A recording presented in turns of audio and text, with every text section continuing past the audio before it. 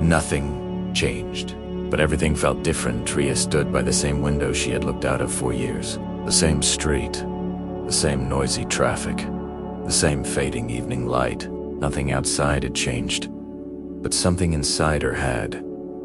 Just a few months ago, she used to laugh loudly at small things. She used to plan her future like it was guaranteed. Friends, dreams, late-night talks. Everything felt alive and certain. Now, silence felt heavier than noise. She wasn't broken. Nothing dramatic had happened. No big fight. No farewell scene. Life had simply started feeling different, like someone had slowly dimmed the brightness of everything she once loved. Her phone lit up. A message from an old friend.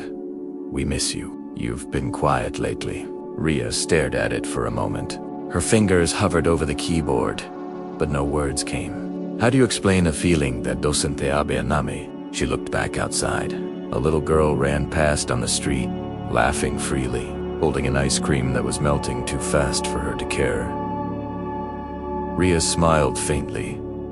Maybe nothing outside had changed, because the change was never outside.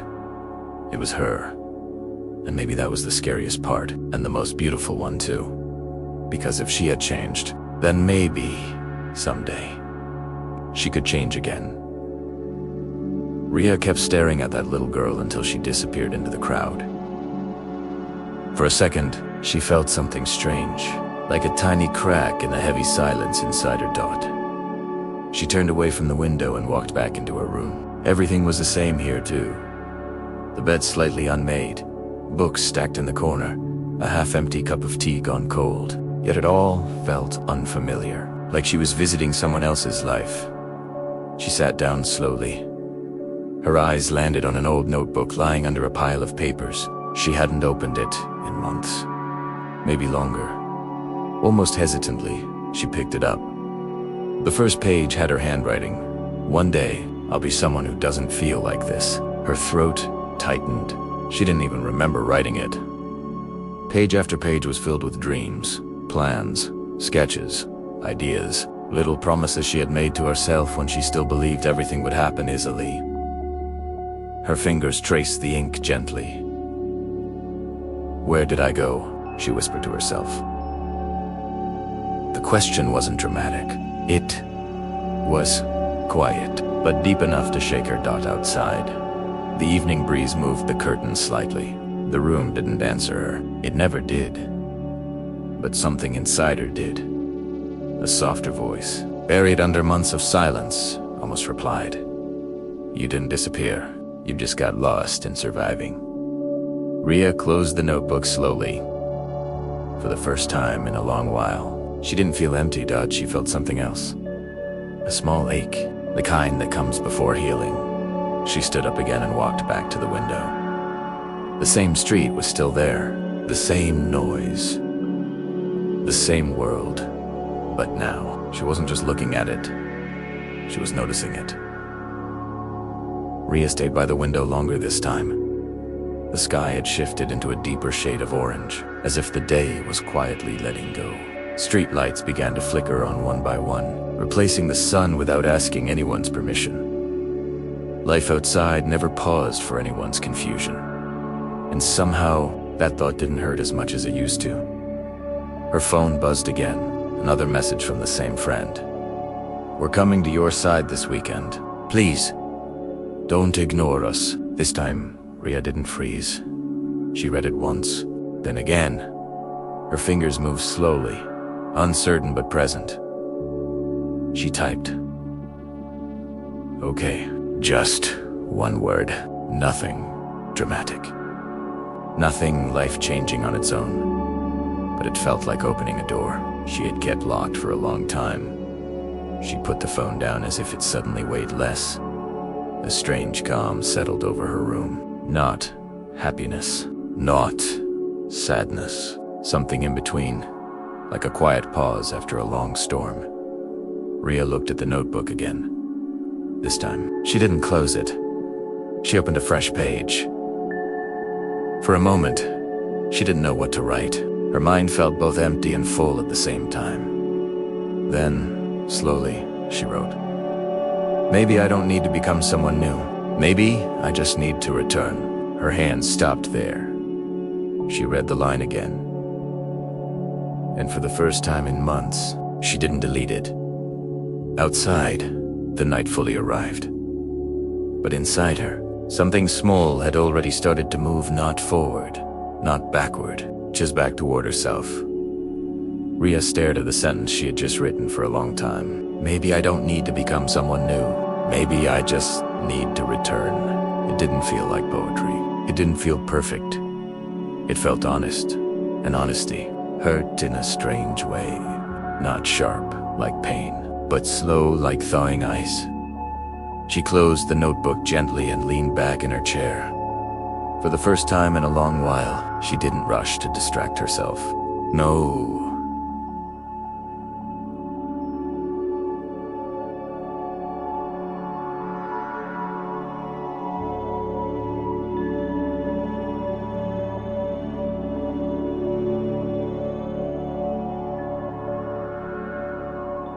No scrolling, no music, no pretending to be busy just to avoid her own thoughts.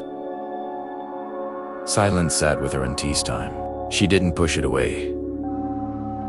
The next morning sun slipped through the curtains and touched her face softly. Ria opened her eyes slowly. For a moment, she didn't remember everything she had felt the night before. That's how pain works sometimes. It hides in the background until the world gets quiet again. She sat up. The room looked the same, but something inside her, I didn't, single quotes. She got ready. Slowly, no rush, no pressure. Hoosed movement. When she stepped outside her room, her mother looked at her with slight surprise. You're up early today, Ria. Nodded. Couldn't sleep much.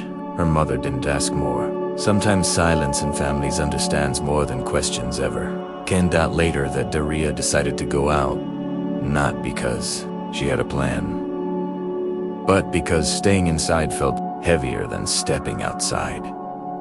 The street was loud again. People walking, talking, laughing, arguing. Life happening everywhere without permission. She walked slowly. Every step felt like she was meeting the world again after a long absence.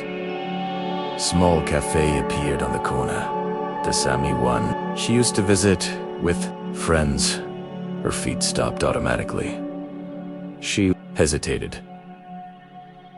A memory flashed. Laughing too loudly. Coffee, spills, shared secrets. We'll always come here. Always. That word felt different now. But instead of turning away, Ria went inside. Inside the cafe, the smell of coffee hit her like a memory. She chose a small corner seat, the same one she used to sit at. For a moment, she just looked around. Nothing had changed here either.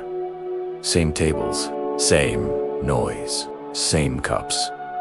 But she wasn't the same person who last sat here. And that realization didn't break her today. It grounded her. She ordered tea instead of coffee. A small change, but intentional. While waiting, she took out her phone. Her friend's message was still there. She replied again. I am at the old cafe. It was simply, but it was also the first time she had told someone where she truly was. Not physically, but emotionally. When her friends arrived. The bell above the cafe door rang. 3 familiar faces walked in. They looked around, then spotted her.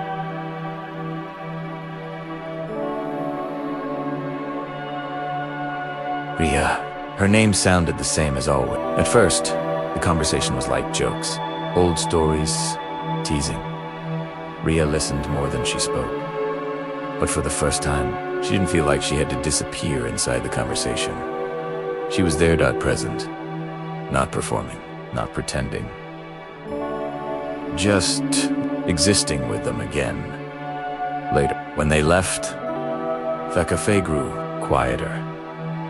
Her friends had left after hours of talking. They didn't fix everything. They didn't solve her life. But they reminded her of something important. She still belonged somewhere. Ria stayed behind for a few minutes.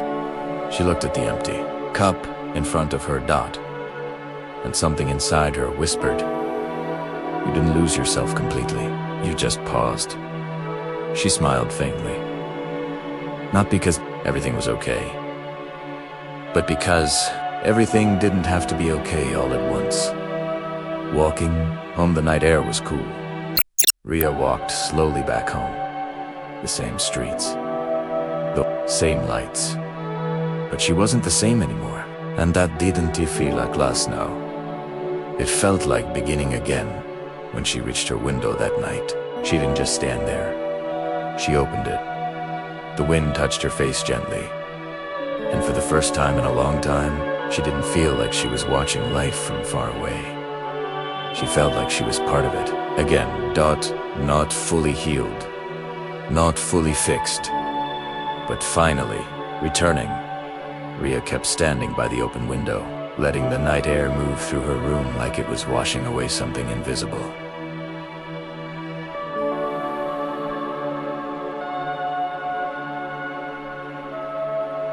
For a long time, she didn't move.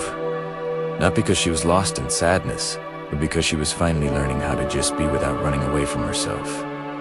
The city outside was still alive, horns in the distance, soft chatter from nearby houses, the faint glow of streetlights flickering like small promises in the dark. And for once, it didn't feel overwhelming. It felt real. A few days later, life didn't suddenly become perfect. That was the first truth Ria learned. Some mornings still felt heavy, some thoughts still came back without warning, and some moments still felt empty for no clear reason. But something had changed. She wasn't avoiding it anymore. She was noticing it. And that made all the difference. One afternoon, Ria sat at her desk again. The same desk she used to ignore Dot. But today, she opened a notebook without hesitation. She flipped to a blank page. Her pen hovered in the air for a second, then slowly touched the paper. She wrote, "I used to think I was broken." She paused, then continued, but maybe I was just paused. She stopped again, read it, didn't erase it. Her phone rang. It was her friend. "Where are you? We're coming over again." Ria smiled a little. "I'm home." There was a short silence on the other side, Dot. Then her friend laughed. "That's new." Ria looked around her room. It was still the same room, but her answer wasn't about the room. It was about her Dot evening. When her friends arrived, the energy was different this time. Less awkward, Dot, more natural. They brought snacks, stories, chaos, the kind of normal noise that fills empty spaces without asking permission. Ria didn't hide in the corner anymore. She sat with them. She laughed, not loudly, not perfectly, but genuinely. And in between conversations, she noticed something strange.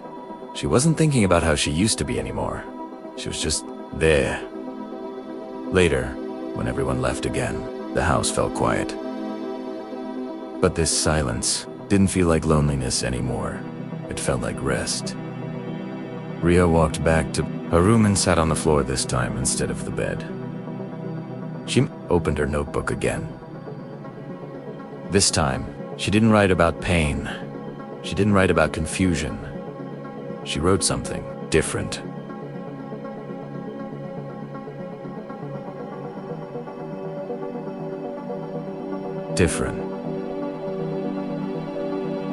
Different healing doesn't feel like magic. It feels like small returns to yourself. She smiled softly at that line.